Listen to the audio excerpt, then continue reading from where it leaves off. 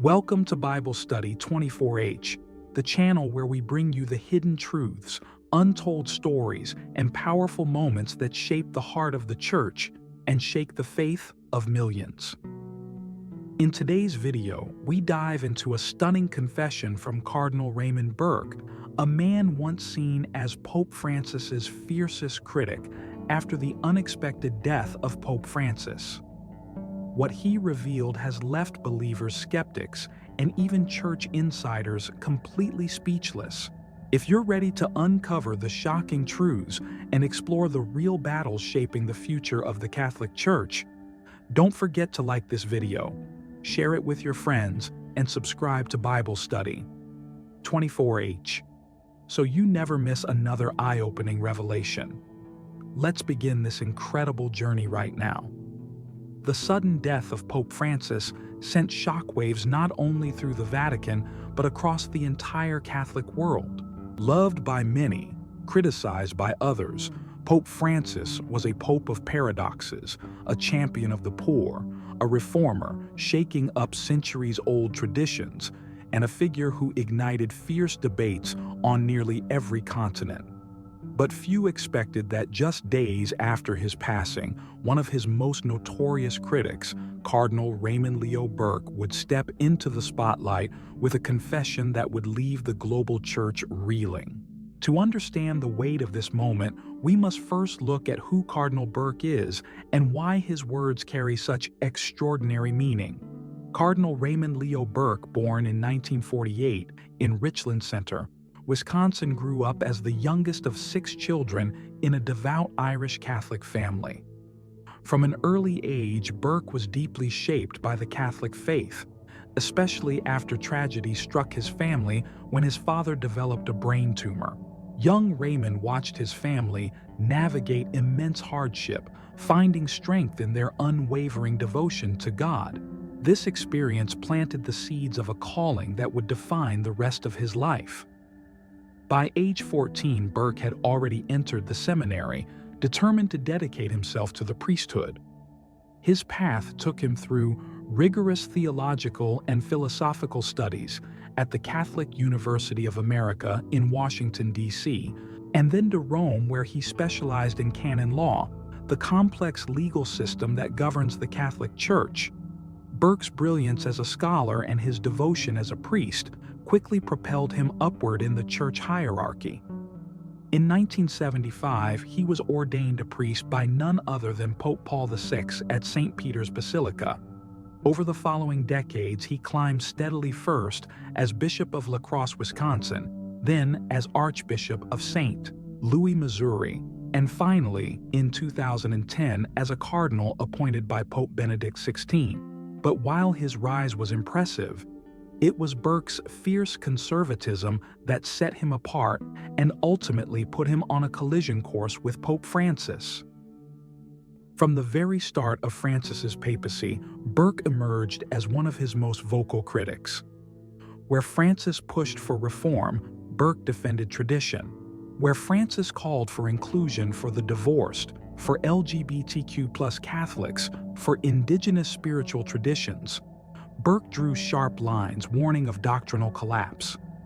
His stances were so hardline that many began referring to him as the symbolic leader of the Church's conservative resistance. And then, in a dramatic twist, Pope Francis struck back. In 2014, Francis removed Burke from his powerful position as head of the Apostolic Signatura, the Vatican's highest judicial authority, effectively sidelining him. While Burke retained the title of cardinal, his influence was dramatically reduced. Yet even in this diminished role, Burke did not back down. He issued a series of public challenges to the Pope, famously submitting a dubia letter questioning the doctrinal soundness of Francis's reforms and warning that the Church was veering dangerously off course. Burke became a lightning rod in Catholic circles, beloved by traditionalists, denounced by progressives, and a persistent thorn in the side of the Vatican, The tension reached new heights in 2023 when Pope Francis made the extraordinary decision to strip Burke of his Vatican privileges, including his subsidized housing, and salary. Rumors swirled that Francis had even called Burke an enemy, though the Vatican later clarified that this was a misunderstanding. Still, the message was clear. The Pope had lost patience with one of his fiercest internal critics. For many observers, it seemed like the final chapter in the long, bitter rivalry between Francis and Burke. But then everything changed. When Pope Francis passed away, unexpectedly, attention immediately turned to the future, to the looming papal conclave where cardinals from around the world would gather to elect the next pope. And in that tense atmosphere, Cardinal Burke made his move.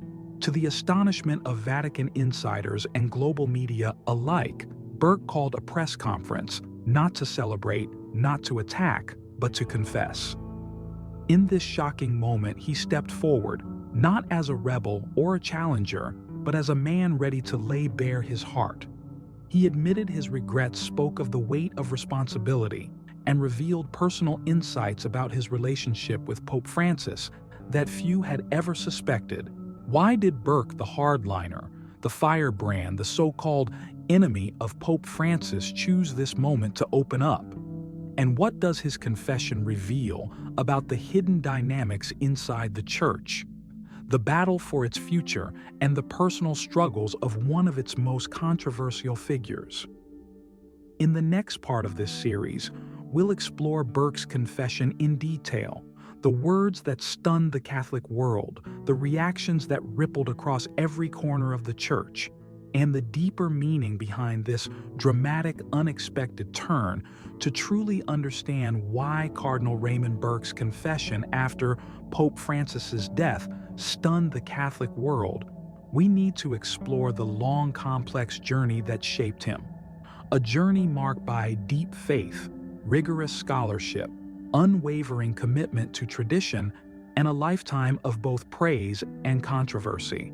Raymond Leo Burke was born on June 30th, 1948 in Richland Center, Wisconsin. The youngest of 6 children, he grew up in a tight-knit Irish Catholic family where faith wasn't just a Sunday ritual, it was the very fabric of daily life. His parents, Tom and Marie Burke, instilled in their children the values of discipline, devotion, and service. But Raymond's path would take a dramatic turn when, as a young boy, he watched his father battle a brain tumor. The suffering, the prayers, the moments of helplessness all left a deep imprint on Raymond's heart. From that early age, he knew he wanted to serve God. By 14, Burke had entered the minor seminary, committing himself to the priesthood with a sense of clarity rare among teenagers. His intellectual brilliance quickly became apparent. After completing studies in philosophy and theology at the Catholic University of America, he was sent to Rome, where he studied canon law at the Pontifical Gregorian University. There, among the towering minds of Catholic scholarship, Burke refined the legal expertise that would later define much of his career. In 1975, he was ordained to the priesthood by Pope Paul VI in St. Peter's Basilica, a moment Burke often described as one of the greatest honors of his life. He returned to the United States, where his sharp legal mind and deep pastoral care quickly elevated him within the church hierarchy. By 1994, Burke was named Bishop of La Crosse, Wisconsin, and in 2003, Archbishop of St. Louis. But it was not just his rise that drew attention, it was his style. Burke was never a lukewarm leader. He was known for his uncompromising defense of Catholic orthodoxy. He firmly upheld the Church's teachings on issues like abortion, same-sex marriage, and the sanctity of the Eucharist. He frequently clashed with political leaders, denying communion to Catholic politicians who supported abortion rights and speaking out sharply against what he saw as moral decay in Western societies. In 2010, Pope Benedict XVI elevated Burke to cardinal, appointing him as the head of the Apostolic Signatura, the Vatican's highest court. This was the peak of Burke's institutional power, and it placed him at the center of the Church's most sensitive legal and doctrinal debates. Yet Burke's unwavering defense of tradition often made him a polarizing figure. To some, he was a champion of truth, a necessary voice defending the Church against the erosion of modernity. To others, he was an inflexible hardliner, unwilling to engage with the pastoral and cultural complexities of the modern world. These tensions exploded into full view when Pope Francis was elected in 2013. Francis and Burke embodied two dramatically different visions of the Church. Francis emphasized mercy, inclusivity, and openness, reaching out to divorced Catholics, LGBTQ+ individuals, and marginalized communities worldwide. Burke, by contrast, saw many of these moves as dangerous compromises threatening the very foundations of Catholic doctrine. The conflict was not merely theoretical, it became personal and public. In 2014, Pope Francis effectively demoted Burke, removing him from his powerful Vatican post and assigning him a largely ceremonial role as patron of the Sovereign Military Order of Malta. For many observers, this was a clear signal Francis was reorienting the Church, and Burke's brand of hardline traditionalism was no longer welcome at the center of power. Yet Burke did not fade quietly into the background. He became one of Francis's most prominent internal critics, challenging the Pope's moves in public letters, interviews, and speeches. Most famously, Burke and three other cardinals issued the Dubia, a formal set of questions sent to the Pope, demanding clarification on key doctrinal points related to marriage and family life. When Francis declined to answer, Burke escalated the conflict, warning that the Church was plunging into doctrinal chaos. Over the years, Burke's criticisms grew sharper. He warned of a grave crisis engulfing the Church, criticized Vatican policies on everything from immigration to environmentalism, and even hinted at the possibility of formally correcting or resisting the Pope if necessary. But Burke's most controversial moment came during the COVID-19 pandemic. A vocal skeptic of vaccines and pandemic restrictions, Burke became a lightning rod for criticism when he claimed the virus was being exploited to advance a Great Reset, a globalist conspiracy theory. In a dramatic twist of irony, Burke himself was hospitalized with severe COVID-19 in August 2021, placed on a ventilator, and nearly died. After months of recovery, he emerged weakened but unrepentant, doubling down on his positions and insisting that his warnings were justified. By 2023, the tensions between Burke and Francis had reached a breaking point. In an unprecedented move, Pope Francis stripped Burke of his Vatican privileges, including his free housing and salary, effectively cutting him off from the institutional support he had long enjoyed. While rumors swirled that Francis had called Burke his enemy, the Vatican later clarified that no such language had been used. Still, the symbolic message was unmistakable. The Pope had lost patience with one of his most defiant critics. For many, it seemed that Burke's influence had been permanently eclipsed. He was viewed as a relic of the past, a fading voice from an earlier era of Catholicism. But then Pope Francis's sudden death reopened old wounds and reshaped the Church's political landscape overnight. In the tense days following Francis's passing, all eyes turned toward the upcoming papal conclave, where Burke, now one of the senior-most cardinals, would once again play a decisive role. And it was in this atmosphere, charged uncertain and historic, that Burke made the confession that would leave the world speechless. As we continue this extraordinary journey through the life of Cardinal Raymond Burke, we arrive at the heart of the storm, the long, fierce, and deeply personal conflict between Burke and Pope Francis, a conflict that not only shaped Burke's career, but also shook the global Catholic Church. When Pope Francis was elected in 2013, many saw his papacy as a breath of fresh air. Here was a man who refused to live in the apostolic palace, chose a humble apartment instead, and signaled a new era of simplicity, openness, and reform. Francis emphasized a pastoral approach focusing on mercy, inclusion, and dialogue rather than strict doctrinal enforcement. He famously said, "Who am I to judge?" when asked about gay Catholics, a phrase that echoed around the world. But for Cardinal Raymond Burke, this direction was deeply troubling. Burke saw the Catholic faith as a treasure handed down unchanged through centuries, a truth that must be defended at all costs, not adapted to modern sensibilities. Where Francis saw the need to reach out to the marginalized and wounded, Burke saw a risk of compromising the eternal truths of the faith. The tension between the two men began quietly but escalated rapidly. One of the first major flashpoints came during the 2014 Synod on the Family, where bishops gathered to discuss how the Church should address issues like divorce, remarriage, and same-sex relationships. Francis encouraged open debate and even floated the possibility of allowing divorced and remarried Catholics to receive communion, a proposal that sparked outrage among conservatives. Burke emerged as the loudest dissenting voice. He warned that the Church was on the brink of doctrinal collapse, accusing the Synod organizers of manipulating the process to force through liberal changes.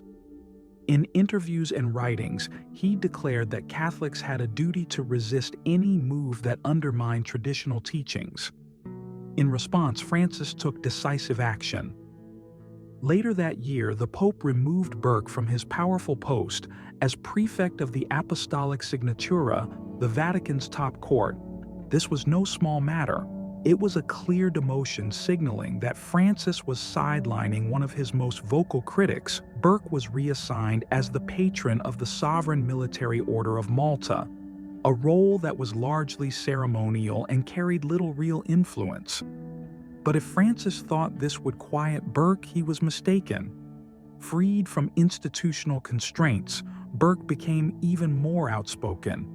Together with 3 other cardinals, he submitted the now famous Dubia, a formal set of questions challenging the Pope's teachings, in Amoris Laetitia, the papal document on family life.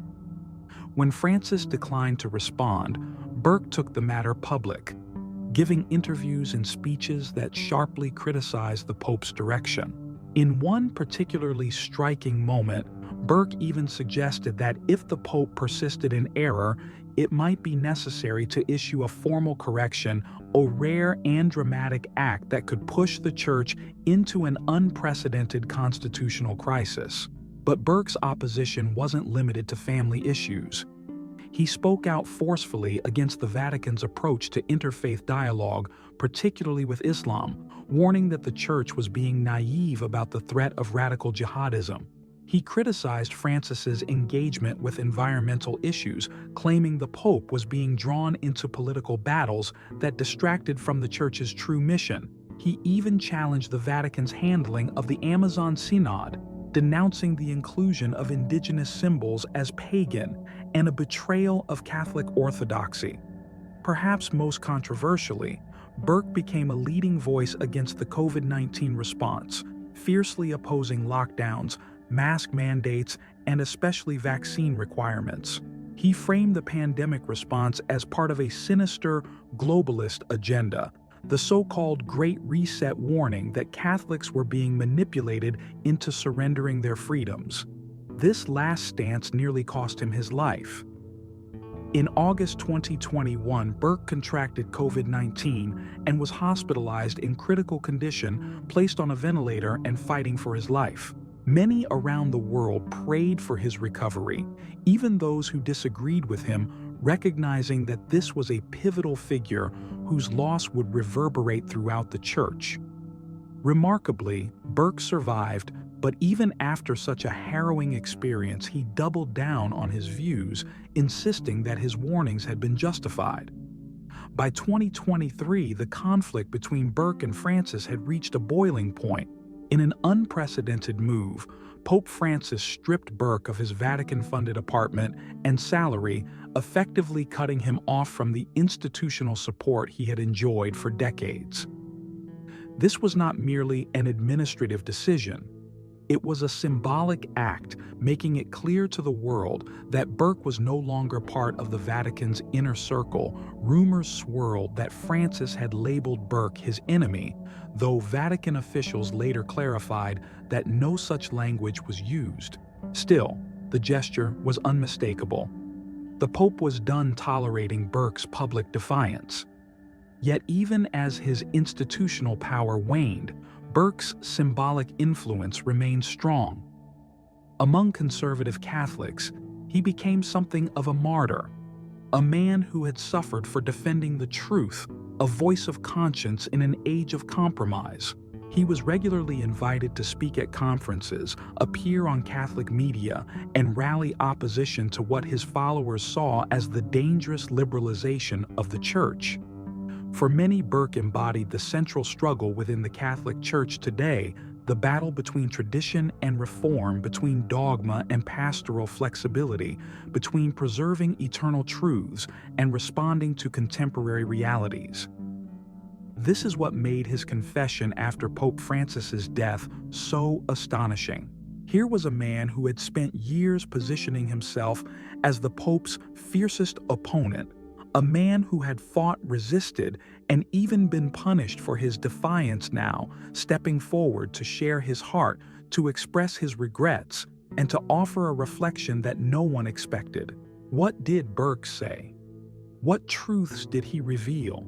And how did his words reshape the Church's understanding of this long, bitter conflict? As the Catholic Church reels from the death of Pope Francis and Cardinal Raymond, Burke's shocking confession, all eyes now turn to what comes next: the papal conclave. This ancient secretive gathering will bring together 120 cardinal electors from around the world to select the next leader of the Catholic Church, a pope who will guide over 3 billion Catholics through one of the most turbulent periods in modern history. But make no mistake, this conclave will not be business as usual. The stakes have never been higher. The Church is deeply divided, with tensions that have been simmering for decades, now boiling over into open conflict. On one side stand the progressives, those inspired by Pope Francis's emphasis on pastoral care, mercy, inclusivity, environmental stewardship, and dialogue with the modern world. On the other side stand the conservatives, defenders of traditional doctrine, clear moral boundaries, and a vision of the Church that resists cultural shifts rather than accommodates them. Cardinal Burke, despite his long years of opposition to Francis, now finds himself thrust into the center of this drama. His confession, which surprised even his closest allies, added an unexpected layer to his public persona. No longer just the angry critic, Burke has now positioned himself as a man of reflection, someone who, while standing firm on matters of doctrine, also recognizes the cost of division and the weight of responsibility. This shift could play a crucial role as cardinals deliberate on who should become the next pope.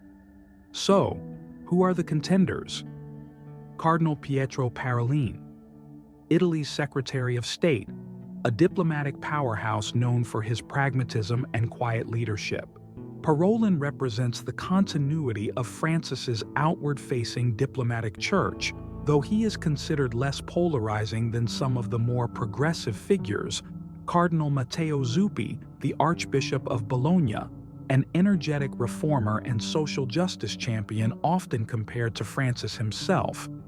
Zuppi has a reputation for connecting with young people, marginalized communities, and interfaith leaders, making him a strong candidate for those seeking a Francis 2.0. Cardinal Luis Antonio Tagle from the Philippines, often called the Asian Francis beloved for his humility, pastoral heart, and deep connection with the global South. Tagle is seen by many as a potential unifier, able to bring fresh perspectives to the global church while remaining faithful to its core mission.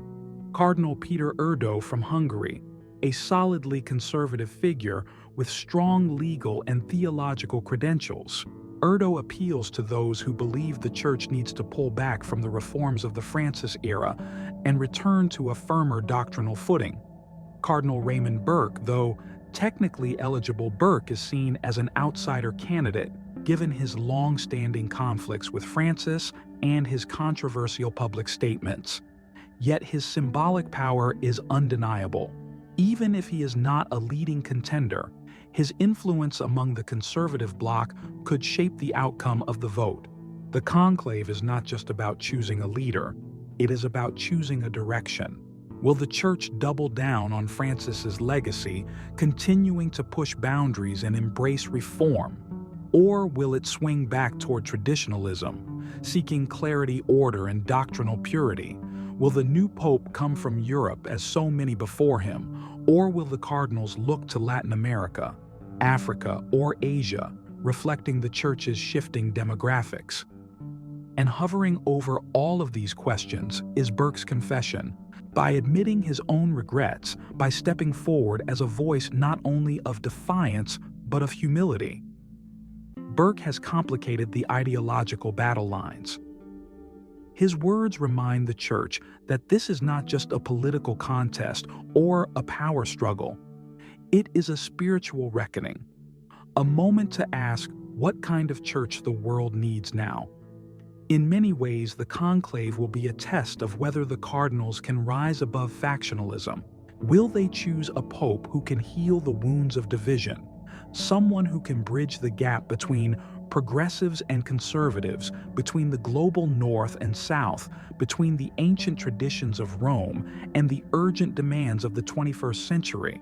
Or will they choose a figure who represents just one side, risking further polarization in a church already struggling to hold itself together, for the Catholic faithful watching from around the world?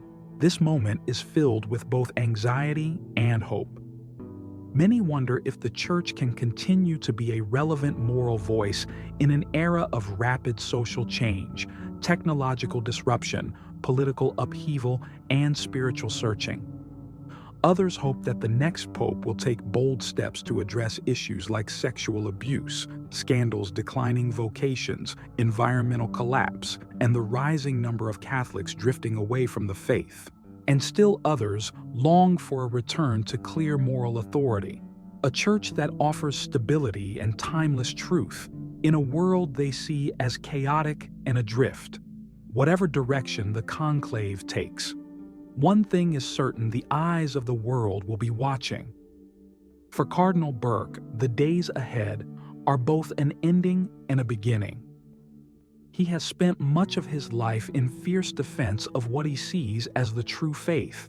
But now, in the twilight of his career, his surprising confession suggests a man who has grappled with his own legacy and perhaps even glimpsed a path toward reconciliation. Whether he plays a kingmaker role in the conclave or simply offers his vote and steps back, Burke's presence will loom large over this historic moment. His story is a reminder that within the Church, as in life, conviction and humility must walk hand in hand, and that true leadership often comes not just from standing firm, but from knowing when to open one's heart. As the world holds its breath, watching the Catholic Church prepare for the future, Cardinal Raymond Burke's confession after the death of Pope Francis continues to echo far beyond Vatican walls. It is not just a political moment, not just an institutional shift. It is a profound spiritual and moral reckoning, one that forces Catholics everywhere to ask, what does this mean? For years, Burke was seen as the Church's conservative warrior, a man of fierce principles, sharp boundaries, and unwavering devotion to tradition. To his supporters, he was a hero, standing tall against the tides of modernity and defending the eternal truths of the faith. To his critics, he was a divisive figure, someone who hardened lines, sowed discord, and resisted much-needed change. But in his confession, Burke revealed something few had expected: vulnerability. He admitted that while he had never wavered in his convictions, he had underestimated the human cost of division. He confessed that the pain of watching the church splinter, of seeing Catholics turn against each other, had weighed heavily on him, not just as a public figure, but as a man, a priest, and a shepherd. This moment matters because it reminds us that behind the fierce public debates, behind the headlines and interviews and scandals, the church is ultimately about souls. It is about people, their hopes, their wounds, their longing for meaning, for connection, for grace. Burke's confession is a mirror held up not just to himself, but to the entire Catholic Church. Have we become too focused on winning arguments and lost sight of winning hearts? Have we allowed ideological battles to overshadow the deeper, quieter work of love and service? Have we hardened into factions, forgetting that at the heart of the gospel is the call to unity, forgiveness, and reconciliation? These are not easy questions, and they do not have easy answers, but they are the questions that the Church must now confront, especially as it moves into the next papacy. For the Catholic faithful, Burke's confession is also a reminder that saints are not perfect people, and leaders are not flawless icons. They are human, shaped by their experiences, their wounds, their passions, and yes, their mistakes. Holiness is not about never being wrong. It is about the willingness to listen, to learn, to repent, and to grow. For the world outside the Church, this moment offers a rare glimpse into the inner struggles of an institution often seen as monolithic or unchanging. It reveals that even at the highest levels, faith is a journey, not a static possession, but a living, breathing process of seeking, falling, rising, and seeking again. Burke's confession also carries a powerful message for the next pope. Whoever steps into the shoes of Peter will inherit not just the political challenges of managing a global institution, but the spiritual challenge of healing a wounded body. The next pope will need to be more than a manager or diplomat. He will need to be a reconciler, a healer, a bridge builder. He will need to find a way to honor the Church's timeless truths while also engaging honestly with the realities of the modern world. He will need to hold together a global community of believers who span every culture, every language, every political and social reality, and who do not always agree on what it means to be faithful. Burke's confession does not offer a roadmap, but it does offer a warning. The Church cannot afford to continue down a path of escalating division. It cannot afford to let ideological camps harden into warring tribes. It cannot afford to let the search for doctrinal purity or pastoral flexibility turn into a zero-sum game. At its best, the Catholic Church has always been a place where truth and mercy meet, where the demands of the gospel are proclaimed boldly, but always in the spirit of love. It has been a place where unity does not mean uniformity, and where differences are held together by a deeper communion. In his unexpected act of humility, Burke has reminded the Church that this is still possible, but only if leaders and faithful alike are willing to open their hearts. For ordinary Catholics, the message is simple but challenging. We are called to be more than spectators in the drama of church politics. We are called to pray, to discern, and to engage with the life of the Church in ways that are honest, humble, and courageous. We are called to resist the temptation to retreat into echo chambers, to demonize those we disagree with, or to give in to despair. The path ahead will not be easy. The next pope, whoever he is, will face a world of staggering challenges: political upheaval, environmental crisis, technological disruption, and rising secularism. But he will also inherit a church that still holds within it the seeds of renewal, a global body of believers, hungry for hope, eager for meaning, and willing to follow a shepherd who leads with wisdom and compassion. In the end, Cardinal Burke's confession is not just about one man or one moment. It is about the timeless truth at the heart of the Christian faith that God's grace is always at work, even in our failures, that humility opens the door to healing, and that the Church, for all its flaws, remains a vessel of God's love in the world.